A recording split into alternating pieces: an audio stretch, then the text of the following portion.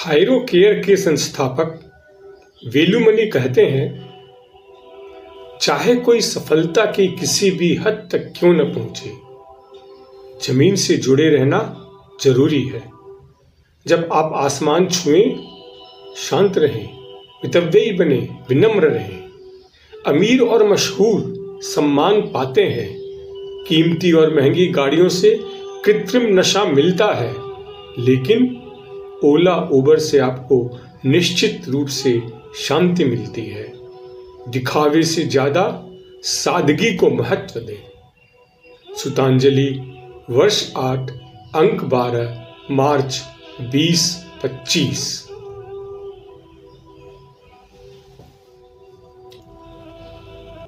अहंकार सहायक भी अवरोधक भी। प्रशांत कॉलेज के एक युवा छात्र के आध्यात्मिक गुरु हैं श्री स्वामीनाथन, जो एक महान विद्वान और तंत्र योग में निपुण है। प्रशांत अपने गुरु के आश्रम का एक निवासी है। प्रशांत ने अपने गुरु को अपने एक मानसिक संघर्ष के बारे में लिखा कि उसे अपने सहपाठियों से अपनी श्रेष्ठता की भावना महसूस होती है। उसे लगता है कि यह उसका अहंकार है, लेकिन प्रशांत अपने को इससे मुक्त नहीं कर पा रहा था।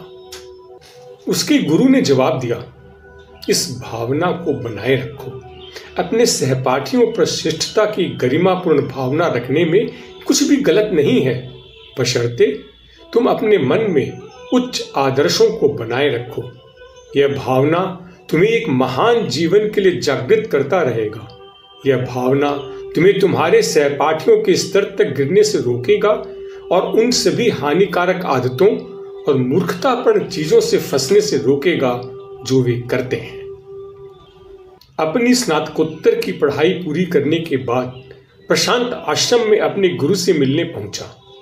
स्वामीनाथन ने प्रशांत का गर्मजोशी से स्वागत किया और कहा कि उसने अपने जीवन का एक पड़ाव पार कर लिया है और उसे अब यात्रा के अगले पड़ाव पर जाने की तैयारी करनी है।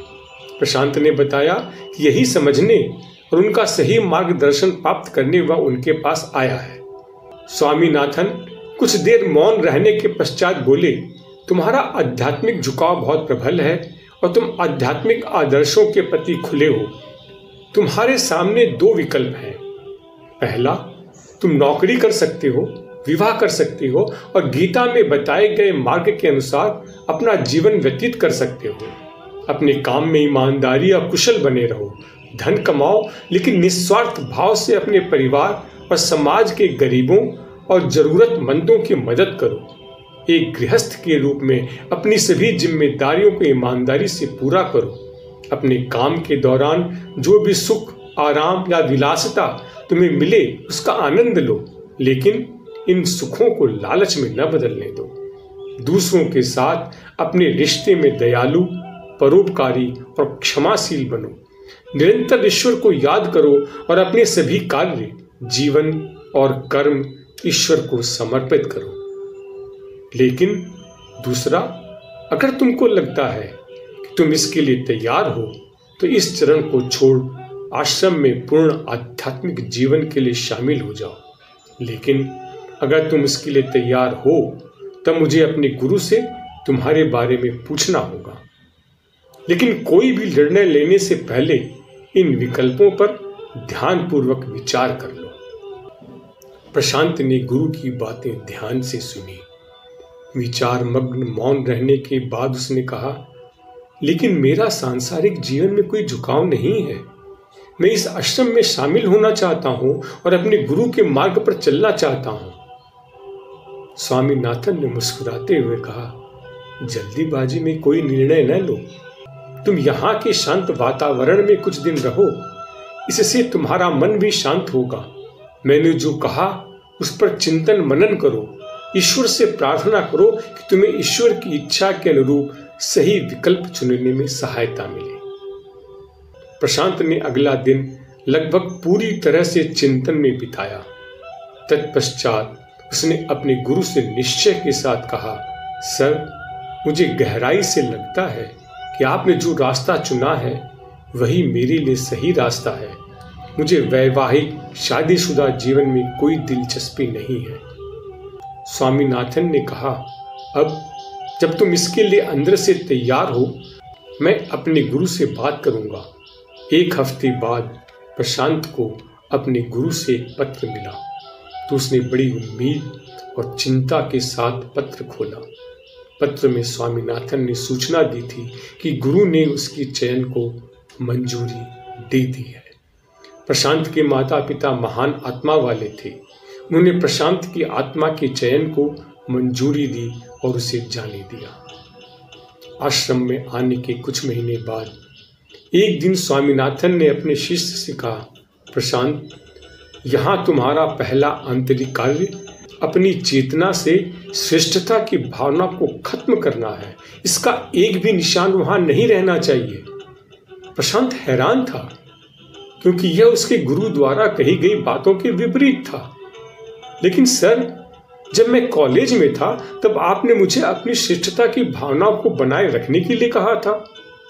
स्वामीनाथन ने मुस्कुराते हुए उत्तर दिया, क्योंकि उस वातावरण में यह तुम्हारी गरिमा और चरित्र को बनाए रखने में मददगार था और तुम्हें आसपास के वातावरण के निम्न स्तर पर जाने से रोकता।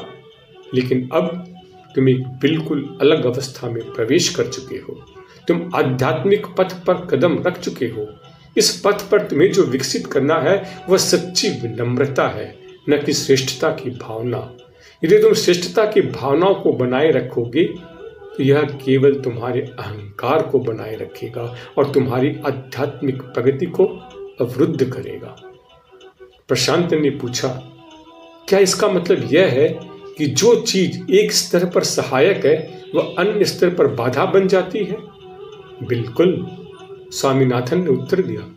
हमारे गुरु की एक सूक्ति इस सिद्धांत को सरल और प्रभावशाली शब्दों में प्रस्तुत करती है। अहंकार सहायक है, अहंकार ही बाधक है। इच्छा ही सहायक है, इच्छा ही बाधा है। इसमें विकास के चरणों का वर्णन है। पहला चरण वह है जहां अहंकार और इच्छा सहायक होते हैं।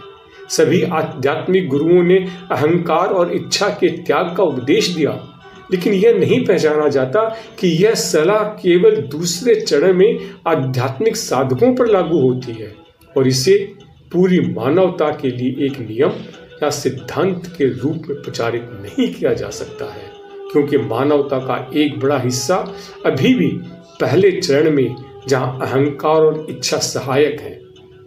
दूसरे, हम मनुष्य कई सहस्त्राब्दियों से अहंकार और इच्छा से प्रेरित हैं।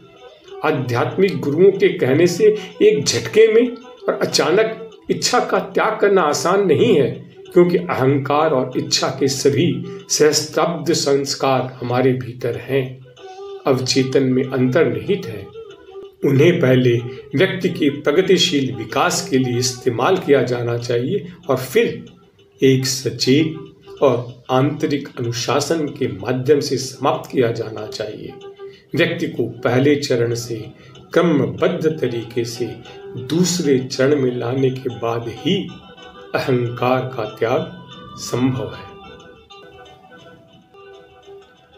परोपकार का सिद्धांत, डॉक्टर रमेश बिजलानी की रचना पर आधारित उसका हिंदी अनुवाद। डेविड ड्रॉकॉफ लिखते हैं, परोपकार जन्मजात भावना है, लेकिन यह भावना सहजता से जागृत नहीं होती। हर कोई इसके लिए तैयार तो रहता है, लेकिन इसे जागृत करना होता है। परोपकार यानी दूसरों की निस्वार्थ भलाई करना, सेवा करना, चिंता करना। यह एक ऐसा आदर्श है जो सुनने में अच्छा तो लगता है, लेकिन भौतिक जगत में शायद ही इसका कोई अस्तित्व है। अक्सर सबसे नेक इंसान में भी जो पूरी तरह से निस्वार्थ प्रतीत होता है, कहीं न कहीं अति सूक्ष्म रूप में ही सही स्वार्थ छिपा होता है। स्वार्थ रहित होना निस्वार्थ होने से एक कदम आगे है। स्वार्थ रहित होने का मतलब है अहंकार को जड़ से उखाड़ देना, जो दुनिया को दो हिस्सों में बांटती है। एक तरफ मैं अकेला और दूसरी तरफ बाकी पूरी दुनिया। इस अहंकार का पूरी तरह से खत्म होना आध्यात्मिक विकास की चरम सीमा की पहचान है।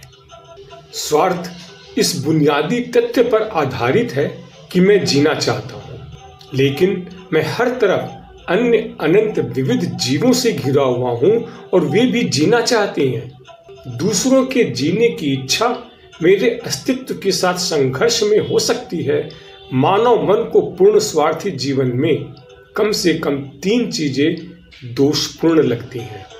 पहला, मैं अपने अस्तित्व के लिए उन अन्य जीवों पर निर्भर करता हूँ, इसलिए अगर मुझे जीना है तो कम से कम उन सभी जीवन रूपों को जीना होगा जिन पर मेरा अस्तित्व निर्भर करता है। दूसरा, तर्क संगत होने के नाते मैं तर्क भी देता हूं कि जैसे मुझे जीने का अधिकार है वैसे ही दूसरों को भी जीने का अधिकार है। और तीसरा, दूसरों के अस्तित्व और कल्याण से बेपरवाह होना मुझे कहीं गहरे में असहज महसूस कराता है। इस प्रकार जब भी मैं दूसरों के कल्याण के बारे में सोचता हूँ तो मैं अपनी कुछ भौतिक, मानसिक या आध्यात्मिक जरूरतों को पूरा करता हूँ। जब भी मैं किसी दान के लिए चेक लिखता हूँ तो इससे मुझे मिलने वाली संतुष्टि मेरे लिए दूसरों के लिए किए जाने वाले अच्छे काम से ज्यादा महत्वपूर्ण हो सकती है। अहंकार और परोपकार विपरीत प्रतीत होते हैं, लेकिन परोपकार में अहंकार का एक तत्व छिपा होता है। विचारों और भावनाओं को शुद्ध करने के साथ साथ अपने परोपकारी कार्यों से अहंकार के तत्व को समाप्त करने की आवश्यकता महसूस होती है। परोपकार का यह कार्य यथासंभव गुप्त रखकर किया जा सकता है, लेकिन इस ठोस कदम से भी अधिक महत्वपूर्ण है आंतरिक कार्य जो परोपकारी कार्यों के साथ आने वाली प्रवृत्ति को प्रभावित करता है। पहला, मैं जिसे दे रहा हूं उस पर कोई उपकार नहीं कर रहा हूं। जिसे दे रहा हूं वह मुझे सेवा करने का अवसर देकर मेरा उपकार कर रहा है। दूसरा, मैं देने वाला नहीं हूं, मैं केवल इस चीज को आगे बढ़ाने का एक साधन हूं जो मुझे ईश्वर ने दी है। और तीसरा, मैं ईश्वर का आभारी हूं जिनकी कृपा से मुझे देने की भूमिका सौंपी गई है। दीनदार कोई और है, देवत है दिन रैन। भाग्य में बस एक छोटे से बदलाव से देने वाला और लेने वाला एक दूसरे की जगह पर हो सकते थे। अंत में देने वाले और लेने वाले का अलग अलग व्यक्ति होना एक आंशिक वास्तविकता है। वास्तव में दोनों एक हैं और दोनों की स्थायी वास्तविकता ईश्वर ही है। आध्यात्मिक अर्थ में यह ईश्वर द्वारा ईश्वर को दिया जाने वाला दान है जो ईश्वर को दिया जाता है। यह ईश्वर से आता है और ईश्वर के पास ही लौटता है। यह अहंकार की विघटन के साथ होने वाली अनुभूति है जो आध्यात्मिक विकास के शिखर पर पहुंचती है। क्या किसी व्यक्ति को वास्तव में परोपकारी कार्य करने में सक्षम होने से पहले विकास के इस स्तर तक पहुंचना आवश्यक है? नहीं, यह केवल आवश्यक नहीं है बल्कि ऐसा क्रम बहुत अवास्तविक है। आध्यात्मिक विकास एक सतत प्रक्रिया है जिसे परोपकारी कार्यों द्वारा सहायता प्राप्त होती है। प्रेम का कोई भी कार्य, किसी भी प्रकार का आत्मदान भले ही अपूर्ण रूप से दिया गया हो, आध्यात्मिक विकास की ओर एक कदम है। जैसा कि स्वामी विवेकानंद ने कहा था, जब भी आप किसी और के बारे में प्रेम से सोचते हैं तो आप ईश्वर की ओर एक कदम बढ़ाते हैं। आध्यात्मिक पथ पर प्रगति ऐसे कदमों पर संचयी परिणाम है। आध्यात्मिक पथ पर जितना आगे बढ़ा जाता है, परोपकारी कार्यों में अहंकार का तत्व उतना ही कम होता जाता है। परोपकार एक मानवीय आवश्यकता है। सवाल यह नहीं है कि हमें दूसरों के बारे में चिंतित होना चाहिए या नहीं, बल्कि यह केवल परोपकार का आधार है। जैसा कि श्री अरविंद ने कहा है, जीवन आत्मपूर्ति है जो पारस्परिकता के आधार पर आगे बढ़ता है। इसमें एक दूसरे पर पारस्परिक सहयोग और अंत में सभी के द्वारा सभी का सहयोग शामिल है।